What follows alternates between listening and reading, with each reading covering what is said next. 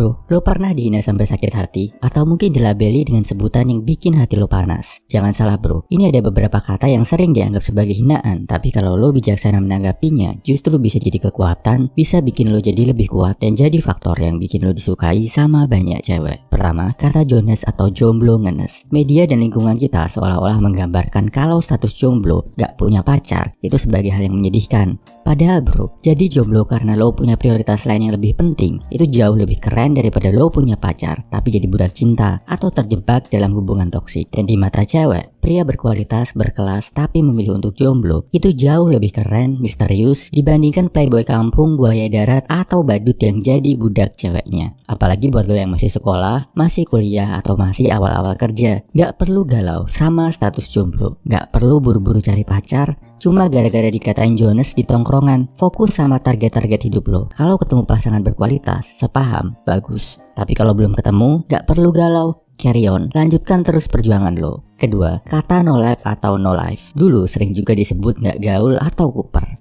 Mungkin lo dapet label kayak gini dari temen-temen lo karena lo gak mau ikut-ikutan nongkrong di tempat kekinian atau gak mau ikutan staycation dan healing bareng mereka. Alih-alih nongkrong, lo memilih untuk ngerjain hal lain yang lebih bermakna buat lo. Lo memilih buat olahraga, nge-gym, belajar, atau bahkan cari duit tambahan. Gak perlu sakit hati kalau lo dianggap no life bro. Lo harus sadar, jalan untuk jadi high value man itu sepi, penuh kesendirian. Tapi nanti lo akan berterima kasih sama diri lo yang memilih untuk sendiri dan terus berjuang. Selagi yang lain santai-santai dan terbuai kenikmatan. Saat pada akhirnya sebutan no life ini justru bisa bikin lo punya karya besar. Saat itu juga lah lo sadar kalau cewek jauh lebih kagum sama cowok yang punya tujuan hidup daripada sama cowok yang cuma bisa mikir senang-senang. Ketiga, kata deso atau kampungan. Mungkin karena lo datang dari daerah, kata hinaan itu pernah terucap. Kadang bikin lo insecure dan gak nyaman. Tapi jangan khawatir bro, gak perlu minder dengan status lo sebagai putra daerah. Justru lo harus bangga menyandang status itu. Banyak pria-pria luar biasa yang lahir di kota kecil. Contohnya Cristiano Ronaldo yang besar di desa Santo Parish, atau mantan Presiden Soeharto yang lahir di desa Kemusuk. Lo justru harus bangga bro sama daerah asal lo. Dan masyarakat kota yang sering mengolok-olok dengan kata deso atau kampungan justru sebetulnya bisa belajar lebih banyak tentang tata krama, tenggang rasa, dan keharmonisan hidup di desa. Tunjukin kalau lo tetap bisa menjaga nilai-nilai luhur dari daerah lo sambil tetap mengasah skill, jadi lo bisa bersaing sama SDM di kota besar.